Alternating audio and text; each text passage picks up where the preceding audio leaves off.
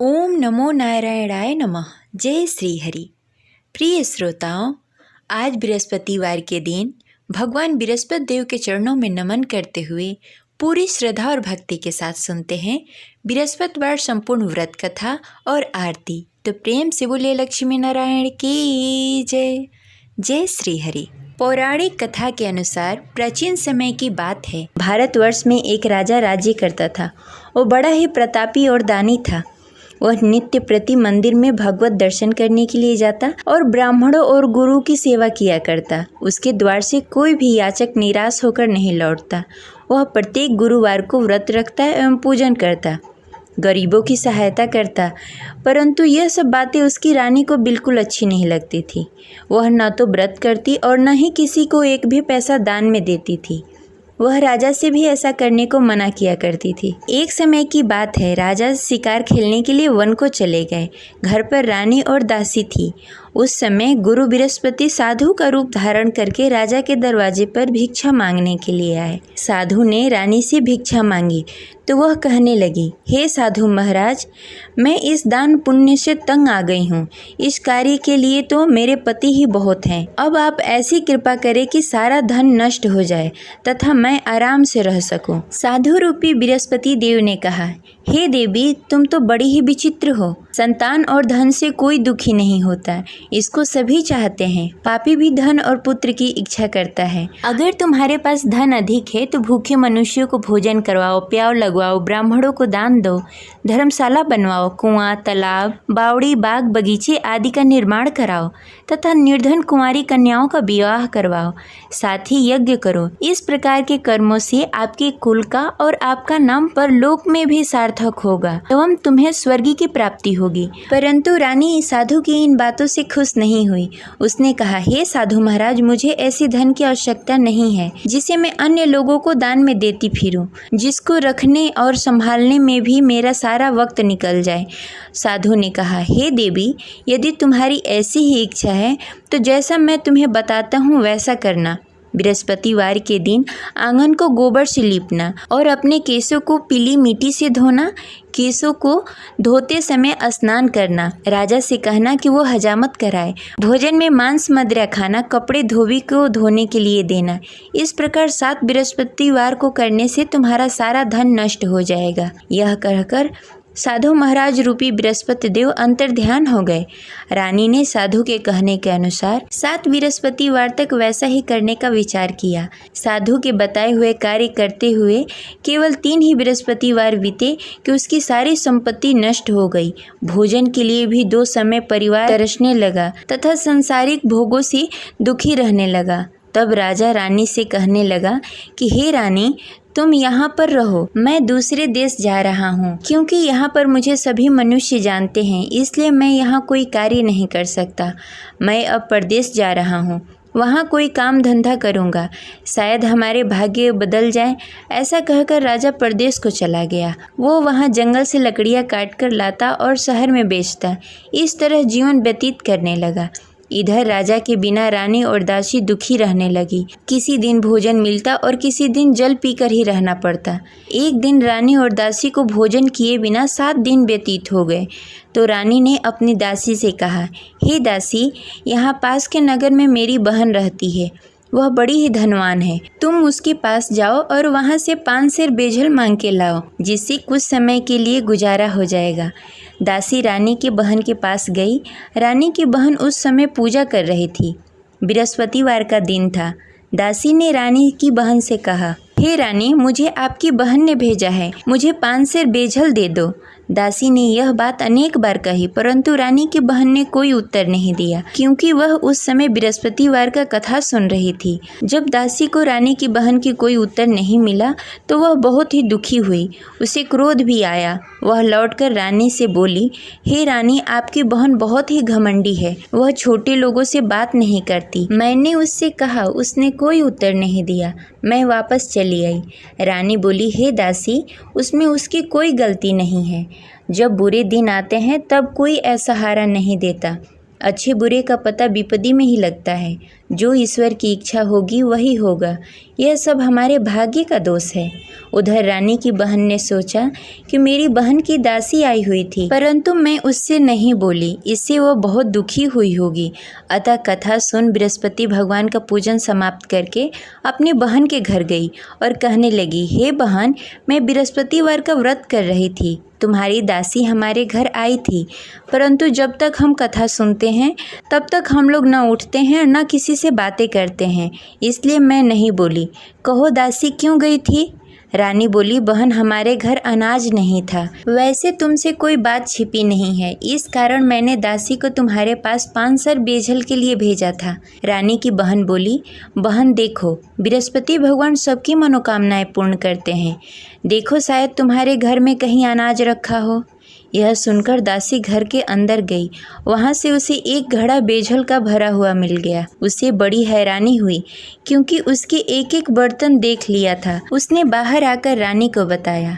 दासी अपने रानी से कहने लगी, हे रानी देखो, वैसे हमको जब अन्न नहीं मिलता तो हम रोज ही व्रत करते, अगर इनसे इस व्रत की विधि और कथा पूछ ली जाए तो हम भी इस व्रत को किया करेंगे। दासी के कहने पर रानी ने अपनी बहन से बृहस्पतिवार के व्रत के बारे में पूछा। उसकी बहन ने बताया, हे रानी बहन, बृहस्पतिवार को सूर्योदय से पूर्व उठकर स्नान आदि से निवृत्त होकर बृहस्पतिवार का व्रत करना चाहिए, लेकिन उस दिन सिर नहीं धोना चाहिए। बृहस्पतिवार के व्रत में चने की दाल और मुनक्के से विष्णु भगवान और केले के वृक्ष की जड़ की पूजन करनी चाहिए तथा दीपक जलाएं। उस दिन एक ही समय भोजन करें, भोजन पीले खाद्य पदार्थ का करें तथा कथा सुनें। इस प्रकार करने से गुरु भगवान प्रसन्न होते हैं और अन्न पुत्र धन देते हैं। इस प्रकार व्रत और पूजन की विधि बताकर रानी की बहन अपने घर को लौट गई। रानी और दासी दोनों ने ही निश्चय किया कि वे बृहस्पति भगवान का पूजन जरूर करेंगी। 7 दिन बाद जब बृहस्पतिवार आया तो दोनों ने व्रत रखा। घुड़सार में जाकर चना और गुड़ बीन लाई तथा उसकी दाल से केले की जड़ में विष्णु भगवान का पूजन किया। अब भोजन कहाँ से आए? दोनों बड़ी ही दुखी हुई, परंतु उन्होंने व्रत किया था, इस कारण बृहस्पति देव भगवान प्रसन्न थे। वे एक साधारण व्यक्ति के रूप में 2 थालों में सुंदर पीला भोजन लेकर आए और दासी को देकर बोले, हे दासी, यह भोजन तुम्हारे और रानी के लिए है, तुम दोनों करना। दासी भोजन पाकर बड़ी ही प्रसन्न हुई और रानी से बोली, रानी जी भोजन कर लो। रानी को भोजन आने के बारे में कुछ पता नहीं था, इसलिए वह दासी से बोली, जा तू ही भोजन कर ले, क्योंकि तू हमारी व्यर्थ में हंसी उड़ाती है। दासी बोली, एक व्यक्ति अभी भोजन देकर गए हैं। रानी कहने लगी, वह भोजन तेरे लिए दे गए होंगे, तू ही भोजन कर ले। दासी ने कहा, वह व्यक्ति हम दोनों के लिए भोजन की थाली लेकर आए हैं, इसलिए मैं और आप दोनों ही साथ भोजन करेंगी। फिर दोनों ने गुरु भगवान का नमस्कार किया और भोजन प्रारंभ किया। उसके बाद से वे प्रत्येक बृहस्पतिवार को गुरु भगवान का व्रत और पूजन करने लगी। बृहस्पति भगवान की कृपा से उसके पास धन हो गया, परंतु रानी फिर पहले की तरह आलस्य करने लगी। तब दासी बोली, देखो रानी, तुम पहले भी इस प्रकार का आलस करती थी, तुम्हें धन को रखने में कष्ट होता था, इस कारण सभी धन नष्ट हो गए। अब गुरु भगवान की कृपा से धन मिला है तो फिर तुम्हें आलस्य होता है। बड़ी मुसीबतों के बाद हमने यह धन पाया है, इसलिए हमें दान पुण्य करना चाहिए। तुम भूखे मनुष्यों को भोजन कराओ, प्याव लगवाओ, ब्राह्मणों को दान दो, कुआं, तालाब, बावड़ी आदि का निर्माण कराओ, मंदिर पाठशाला बनवाओ, दान दो, कुंवारी कन्याओं का विवाह करवाओ। धन को शुभ कार्यों में खर्च करो, जिससे तुम्हारे कुल और यश बढ़े तथा स्वर्ग की प्राप्ति हो और पितृ प्रसन्न हो। दासी की इन बातों को मानकर रानी ने इसी प्रकार का कार्य करना प्रारंभ कर दिया, जिससे उसका काफ़ी यश फैलने लगा। एक दिन रानी और दासी आपस में विचार करने लगी, न जाने राजा किस दशा में होंगे, उनकी कोई खोज खबर नहीं है। गुरु भगवान से उन्होंने प्रार्थना की और भगवान ने रात्रि में राजा को स्वप्न में कहा, हे राजा, उठ, तेरी रानी तुझे याद करती है, अब अपने देश को लौट जा। राजा प्रातःकाल उठकर जंगल से लकड़ियाँ काटकर लाने के लिए जंगल की ओर चल पड़ा। जंगल में गुजरते हुए वह सोचने लगा, रानी की गलती से कितने दुख भोगने पड़े। राजपाट छोड़कर जंगल में आकर रहना पड़ा। जंगल में लकड़ियां काटकर उन्हें बेचकर गुजारा करना पड़ा। उसी समय उस जंगल में बृहस्पति देव साधु के रूप में प्रकट हुए और राजा से पूछने लगे, हे लकड़हारे, तू इस सुनसान जंगल में किस चिंता में बैठा है, मुझे बताओ। यह सुनकर राजा के नेत्रों में जल भर आया और साधु की वंदना कर बोला, हे प्रभु, आप सब कुछ जानते हैं। इतना कहकर राजा ने साधु को अपनी संपूर्ण कहानी सुनाई। महात्मा तो स्वभाव से ही दयालु होते हैं।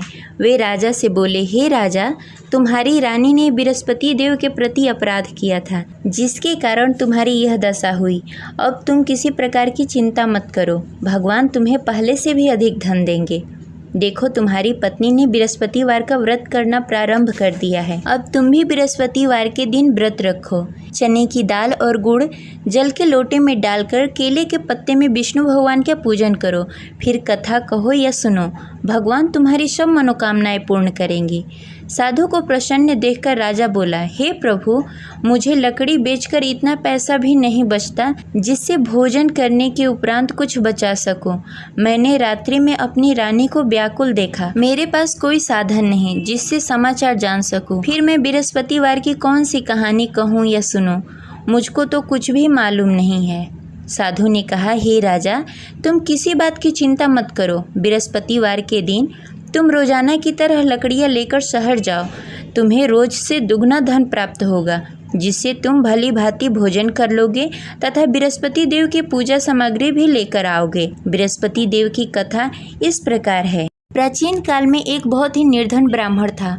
उसके घर में कोई संतान नहीं थी। वह नित्य प्रति पूजा पाठ करता, परंतु उसकी स्त्री बहुत ही मलिनता के साथ रहती। वह न स्नान करती, न ही किसी देवता का पूजन करती। प्रातःकाल उठते ही सर्वप्रथम भोजन करती, बाद में कोई अन्य कार्य करती। ब्राह्मण देवता बहुत ही दुखी रहते थे। पत्नी को बहुत समझाते, किंतु उसका कोई परिणाम नहीं निकलता। भगवान की अनुकंपा से एक समय ब्राह्मण की पत्नी गर्भवती हुई और 10वें महीने एक सुंदर कन्या को जन्म दिया। निर्धन ब्राह्मण कन्या के जन्म से बहुत दुखी हुआ। धीरे धीरे ब्राह्मण की कन्या बड़ी होने लगी। बचपन से ही उस कन्या की रुचि भगवान विष्णु की पूजा में थी। वह प्रातः उठती, स्नान ध्यान करती, उसके बाद भगवान विष्णु की पूजा करती और मंदिर में जाती। बृहस्पतिवार को व्रत करके विधि विधान पूर्वक पूजा पाठ करती। पूजा पाठ के बाद वह पढ़ने के लिए पाठशाला जाती। घर से चलते समय वह मुट्ठी भर जौ साथ में लेकर जाती और पाठशाला के रास्ते में थोड़ी थोड़ी जौ गिराते जाती। जब पाठशाला से लौटकर आती, जौ के दाने सोने में बदल जाते। लड़की सभी सोने के दाने बीन लाती। एक दिन जब वह सोने के दानों को साफ कर रही थी, तो उसकी माँ ने कहा, बेटी, सोने के दाने साफ करने के लिए सोने का सूप भी होना चाहिए। अगले दिन बृहस्पतिवार था। उसने भगवान बृहस्पति देव की पूजा करते हुए प्रार्थना की, हे भगवान, यदि मैंने आपका व्रत विधि विधान से किया हो तो मुझे सोने का सूप दे दो। भगवान बृहस्पति देव ने उसकी मनोकामना पूरी करने का वचन दिया। पाठशाला से लौटते समय उसने रास्ते में सोने का सूप पड़ा हुआ मिला। घर लौटकर सोने का सूप अपनी माँ को दिखाकर वह सोने के दाने साफ करने लगी। उसी समय नगर का राजकुमार उसके घर के पास से गुजर रहा था। उस सुंदर लड़की को सोने के सूप में जौ साफ करते देख राजकुमार उस पर मोहित हो गया। राजकुमार ने अपने पिता से उस लड़की से विवाह करने की इच्छा प्रकट की। तो राजा ने ब्राह्मण को महल में बुलाकर राजकुमार से उसकी लड़की के विवाह की बात कही। ब्राह्मण तैयार हो गया। धूमधाम से उस लड़की का विवाह राजकुमार से हो गया। दुल्हन बनकर ब्राह्मण की लड़की महल में चली गई। लड़की के चले जाने से ब्राह्मण फिर से निर्धन हो गया। उसे कई कई दिनों तक बिना भोजन के रहना पड़ा। बहुत दुखी होकर ब्राह्मण एक दिन अपनी लड़की के पास गया। अपने पिता से निर्धनता का समाचार सुनकर उसे बहुत सारा धन देकर पिता को विदा किया। उस धन से ब्राह्मण का कुछ दिनों तक आराम से गुजारा हुआ, लेकिन जल्द ही फिर भूखों मरने की हालत हो गई। ब्राह्मण अपनी लड़की से धन लेने के लिए फिर महल में पहुंचा। लड़की ने पिता की बुरी हालत देखकर कहा, पिताजी, आखिर आप कब तक मुझसे धन लेकर जीवन व्यतीत करेंगे? आप कोई ऐसा उपाय क्यों नहीं करते जिससे आपका घर धन धान से भर जाए? ब्राह्मण ने कहा, मैंने तेरी माँ को बहुत समझाने की कोशिश की, पर उसकी समझ में कुछ नहीं आता। उसकी फुहरता नष्ट हो तब तो घर की निर्धनता दूर हो। तब कुछ सोचकर लड़की ने पिता से कहा, पिताजी, आप कुछ दिनों के लिए माँ को मेरे पास छोड़ जाओ। तब कुछ सोचकर ब्राह्मण ने पत्नी को लड़की के पास महल में छोड़ दिया। लड़की ने अपनी माँ से कहा, माँ, तुम कल प्रातः उठकर स्नान आदि करके भगवान विष्णु की पूजा करना। पूजा करने से तुम्हारी निर्धनता अवश्य दूर हो जाएगी। लेकिन उसकी माँ ने उसकी कोई बात नहीं मानी। तब क्रोधित होकर लड़की ने अपनी माँ को एक कक्ष में बंद कर दिया। सूर्योदय के समय माँ को उठाकर जबरदस्ती उसे स्नान आदि करवाया। फिर मंदिर में ले जाकर भगवान बृहस्पति देव की पूजा करवाई। कुछ दिनों तक ऐसा करने से माँ की बुद्धि में कुछ परिवर्तन हुआ और वह स्वयं बृहस्पतिवार का व्रत रखने लगी। उसके व्रत करने से ब्राह्मण के घर की निर्धनता दूर हो गई और भगवान विष्णु की अनुकंपा हुई और दोनों पति पत्नी धन संपत्ति पाकर आनंद पूर्वक जीवन व्यतीत करते हुए विष्णु धाम को चले गए। लकड़हारा बने राजा ने उस साधु से भगवान विष्णु देव की यह कथा सुनकर बृहस्पतिवार का व्रत करना शुरू कर दिया और भगवान विष्णु की पूजा करने लगा। उस दिन से उसके सभी क्लेश दूर हो गए। लेकिन अगले बृहस्पतिवार को कामकाज में अधिक व्यस्त होने के कारण उसने भगवान बृहस्पति देव का व्रत नहीं किया। भगवान बृहस्पति देव लकड़हारे से क्रोधित हो गए और उसे भूल की सजा दी। उस दिन नगर के राजा ने नगर में घोषणा करके सबको सूचित किया कि प्रत्येक नागरिक मेरे महल में भोजन करने आए। जो नहीं आएगा उसे अपराधी मानकर भारी दंड दिया जाएगा। लकड़हारा बने राजा ने उस नगर के राजा की घोषणा तो सुनी, लेकिन जंगल से लकड़ी काटकर लाने और उसे बेचने में देरी हो जाने के कारण वह समय पर महल में भोजन करने नहीं पहुंच सका। अतः राजा के सैनिक लकड़हारे को पकड़कर महल में ले गए। राजा ने उसे महल के एक कक्ष में बैठाकर भोजन कराया। उस कक्ष में एक खुट्टी पर रानी का सोने का हार लटका हुआ था। लकड़हारा अकेला उस कक्ष में भोजन कर रहा था। तभी उसने एक आश्चर्यजनक घटना देखी। देखते ही देखते वह खुटी हार को निगल गई। थोड़ी देर बाद जब राजा ने हार को गायब देखा तो लकड़हारे को कारावास में डाल दिया। लकड़हारा मन ही मन अपने भाग्य को कोसने लगा। तभी उसे जंगल में मिले साधु का स्मरण हुआ। थोड़ी देर में भगवान बृहस्पति देव सन्यासी के रूप में उसके सामने प्रकट हुए और कहा, हे लकड़हारे, तूने भगवान बृहस्पति देव की पूजा नहीं की, इसी कारण तुम्हें कष्ट हो रहा है। लेकिन अब चिंता मत करो, बृहस्पतिवार के दिन कारागार के दरवाजे पर तुम्हें कुछ पैसे पड़े हुए मिलेंगे। उन पैसों से भगवान बृहस्पति देव का व्रत करके उनकी पूजा करोगे तो तुम्हारे सारे दुख दूर हो जाएंगे। फिर बृहस्पतिवार के दिन दरवाजे पर पड़े पैसे राजा को मिले, जिससे उसने चने की दाल, गुड़, मुनक्का मंगाकर भगवान बृहस्पति देव की कथा कही और व्रत किया, जिससे भगवान बृहस्पति देव प्रसन्न होकर उस नगर के राजा को स्वप्न में लकड़हारे को मुक्त करने को कहा। सुबह राजा ने आकर अपने कक्ष में देखा कि खूंटी पर हार टंगा हुआ है। राजा ने लकड़हारे को मुक्त कर दिया, उसे धन और आभूषण देकर विदा किया। लकड़हारा बना राजा उस नगर से चलकर अपने नगर की तरफ चल दिया। जब राजा अपने नगर में पहुंचा तो उसने देखा उस नगर में कुएं, धर्मशाला, बाग बगीचे देखकर बहुत प्रसन्न हुआ। राजा ने किसी से पूछा, ये कुएं, धर्मशाला किसने बनवाए? सबने उसे बताया कि ये सब रानी और दासी ने बनवाए हैं। राजा जब महल में पहुंचे तो रानी ने उनका भव्य स्वागत किया। तब राजा ने निश्चय किया कि सप्ताह में एक बार तो सभी बृहस्पतिवार का व्रत तथा पूजन कर सकते हैं, परंतु मैं प्रतिदिन व्रत किया करूँगा तथा दिन में 3 बार कथा कहूँगा। अब राजा हर समय दुपट्टे में चने की दाल बांधकर रखते तथा दिन में 3 बार बृहस्पतिवार का कथा कहते। कुछ दिनों के बाद राजा को अपनी बहन की याद आई। एक दिन घोड़े पर सवार होकर राजा अपनी बहन से मिलने के लिए चल दिया। अभी राजा नगर के बाहर ही पहुंचा था कि उसने देखा कि कुछ लोग एक 100 को ले जा रहे हैं। राजा को स्मरण हुआ कि आज उसने किसी को बृहस्पतिवार का व्रत कथा नहीं सुनाया। राजा ने उन लोगों से रोक कर कहा, भाइयों, आप 100 ले जाने से पहले मुझसे बृहस्पतिवार का कथा सुन लो। लोगों ने राजा पर क्रोधित होते हुए कहा, तुम पागल तो नहीं हो लेकिन कुछ बड़े बुजुर्ग लोगों ने कहा, अच्छा भाई, तुम साथ में चलते चलते अपनी कथा भी सुनाते रहो। राजा ने चलते चलते आधी ही कथा सुनाई थी कि सौ हिलने लगा।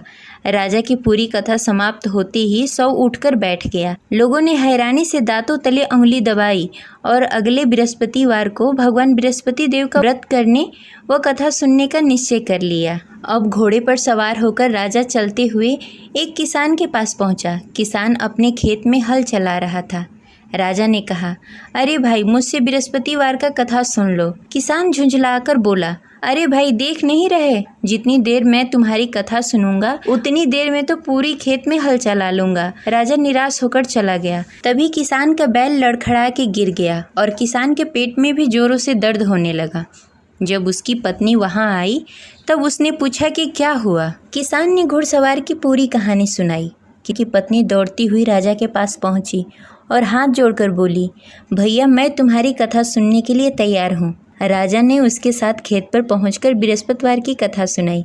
तभी बैल भी उठकर खड़ा हो गया और किसान के पेट का दर्द भी तुरंत ठीक हो गया। राजा वहां से अपने घोड़े पर सवार होकर अपने बहन के घर पहुंचा। तब राजा की वहां बहुत आव भगत हुई। अगले दिन सुबह उठकर राजा ने देखा घर के सभी लोग भोजन कर रहे हैं। किसी भूखे को बृहस्पतिवार का कथा सुनाए बिना राजा कभी भोजन नहीं करता था। उसने बहन से कहा, बहन, क्या घर में कोई ऐसा व्यक्ति है जिसने भोजन नहीं किया हो?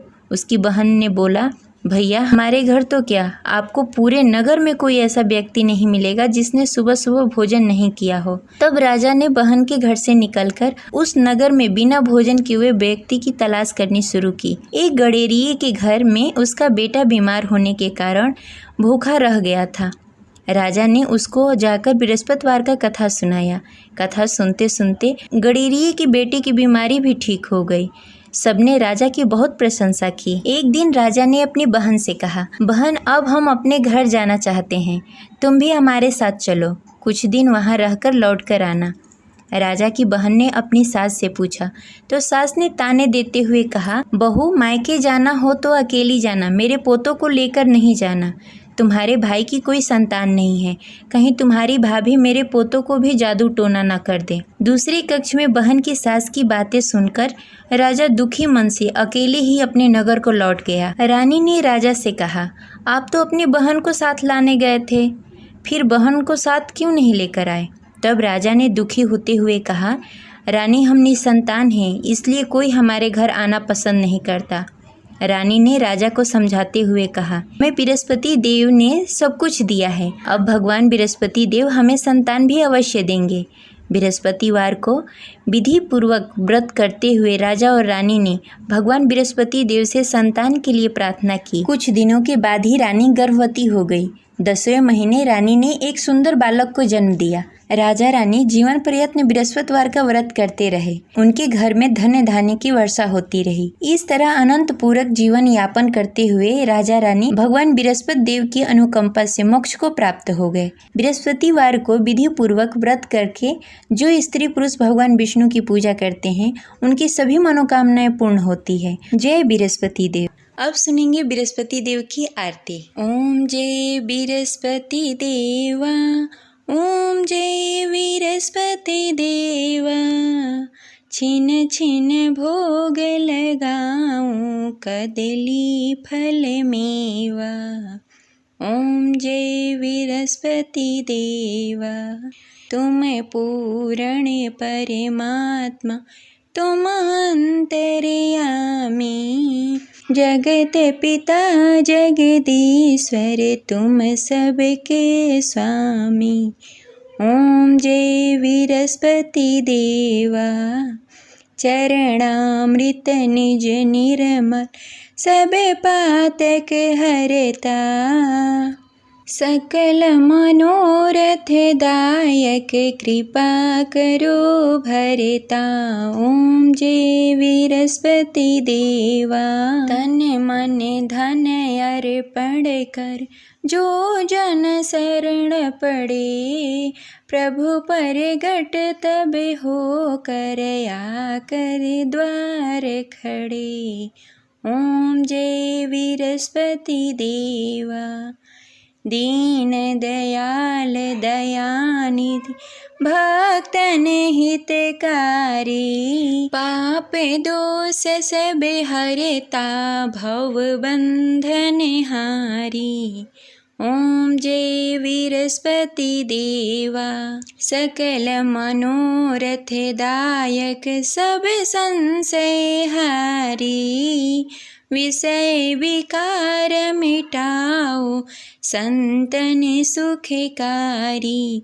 ओम जय बृहस्पति देवा जो कोई आरती तेरी प्रेम सहित गावे। ज्येष्ठानंद आनंद कर सो निश्चय पावे। ओम जय बृहस्पति देवा प्रभु जय बृहस्पति देवा। जय बृहस्पति देव।